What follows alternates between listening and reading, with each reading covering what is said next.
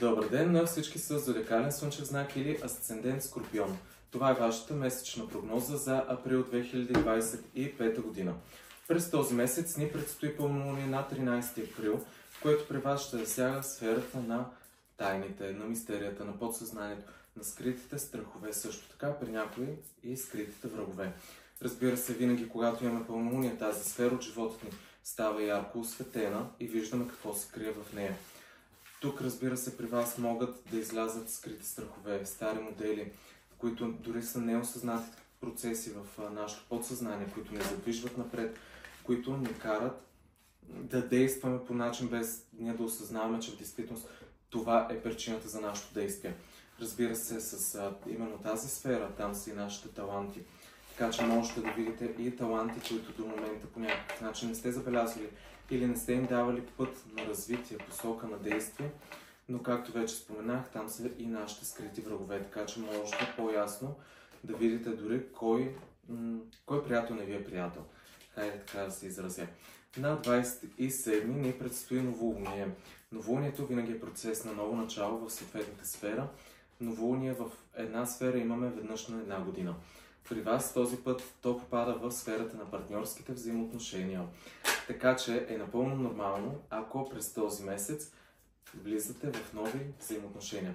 Срещнете нов човек, започнете нови любовни трепети, качите връзката си, ако имате такава на следващо ниво, да започнете нов цикъл, нов етап във вашите взаимоотношения, да изгладите различията също така, тъй като всяко новолуние дава възможност за ново начало на чисто.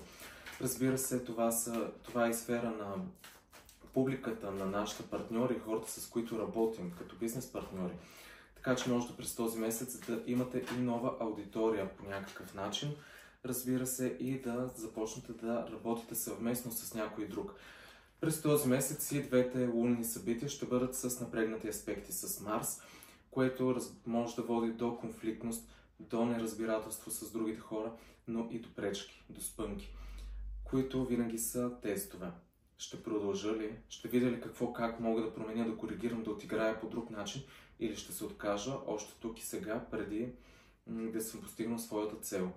Добре би било през дните около лунните събития да не навлизате в излишни спорове, скандали, защото вероятно повечето хора ще бъдат изнервени през този период от време и лесно ще влизат в конфликти.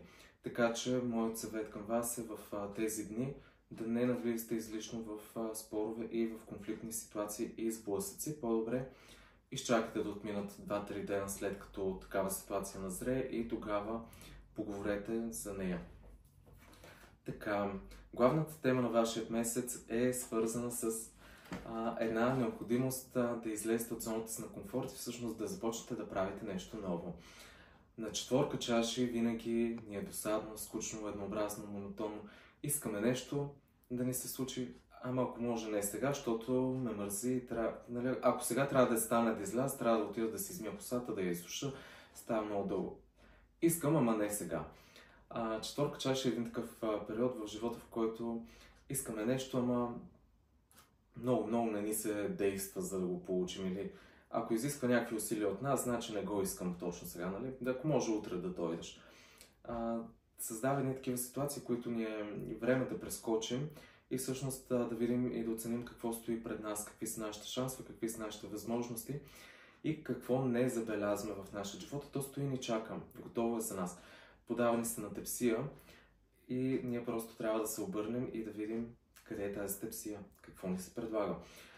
Много често на четворка чаши, когато се намираме в такъв период, имаме също така и склонността да се самозалъгваме, да си създаваме излишни илюзии. Защо? Защото ни мързи точно сега и по-добре е да си го измисля. Което до голяма степен после когато отидем на петица чаши, се разочароваме, така че не бъдете толкова илюзорни през този месец и не си визуализирайте неща, които няма да се случат и никой не ви е дал причина дори за тях. Така,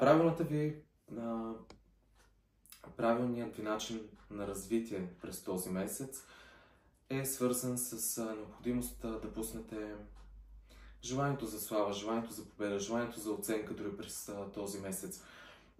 Желанието да получите похвала в в някаква сфера от живота си, като ти си най-добрата. Всъщност тук, когато шестица жезли се обърне, ни казва, има някой друг, който е по-добър и все още това не си ти. Искаш победа, която все още не е твоя. Искаш аплодисменти, за които обаче имаш още време да се потрудиш да станат. Така че това са неща, които е добре понякога да осъзнаваме и да приемаме в живота. За всичко има време. Така, това, което да пуснете е Крал Пентакли, който дори е обърнат. Крал Пентакли обърнат, той става разсеян, става непостоянен, става разхвърлян, не държи на уговорките си, не държи на думата си, не довежда нещата до край. Харчи и повече пари, отколкото има и отколкото може да си позволи също така. Нестабилен е в своите действия и в своите решения.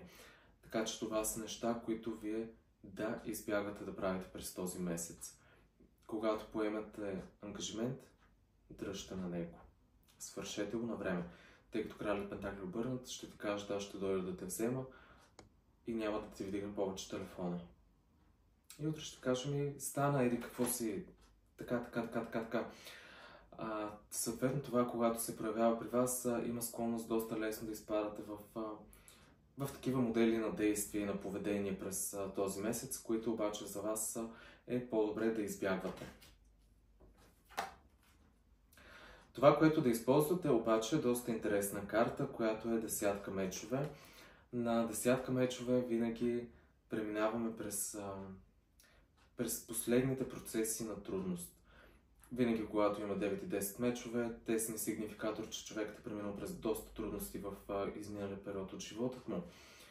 Срещна се с какви ли не неща в ежедневието си, в отношенията с другите хора, но десятка мечове е крайният момент.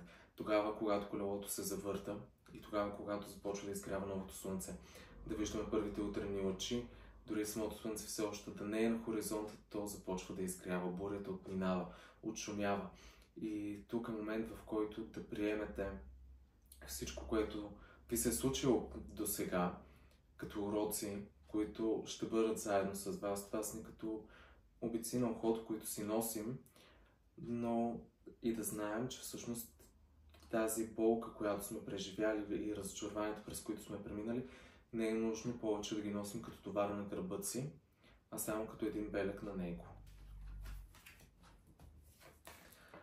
Така, това, което можете да реализирате през този месец, е колесницата в обърната позиция. Колесницата е много импулсна, много динамична карта и енергия. Тя винаги дава цел, посока, стимул, хъс, но когато се обърне при вас, по-скоро задава тематиката този месец да премислям, всъщност това ли е моят път, това ли е моята цел, или това ли е начинът, по който да стигна до тази цел. Задава една такава тематика и тенденциозност да преосмисляте тези неща. За какво се боря, какво искам, по какъв начин искам да го постигна и да го реализирам. Това са винаги въпроси, на които е добре да си дадете време за преосмисляне и честни отговори също така. За да можете, ако не сте на вашия път, да се върнете крачка назад, да направите един обратен завой и после колесницата да се изправи да тръгне по своя път, там където ще постига резултати.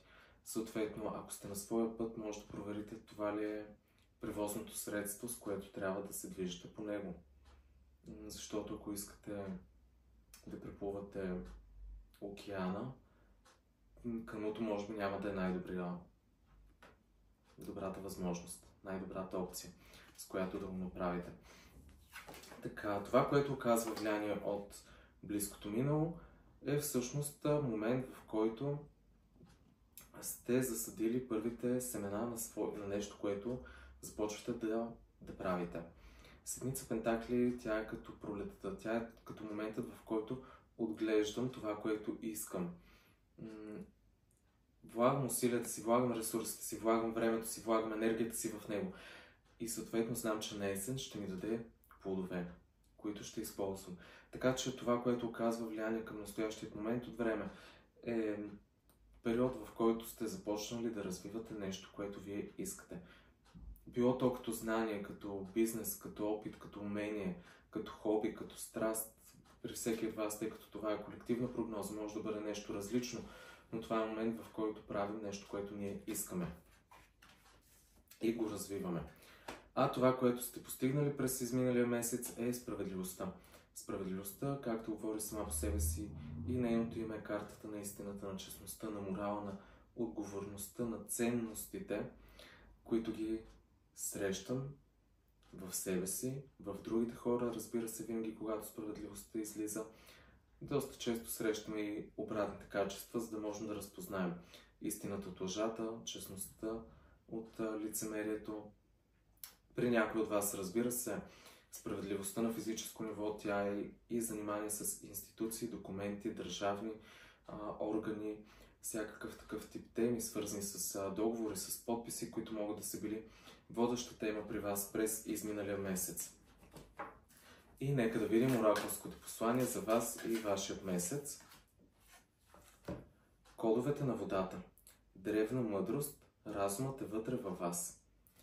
Благодаря ви за вниманието. Това беше вашата месечна прогноза за април 2025 година.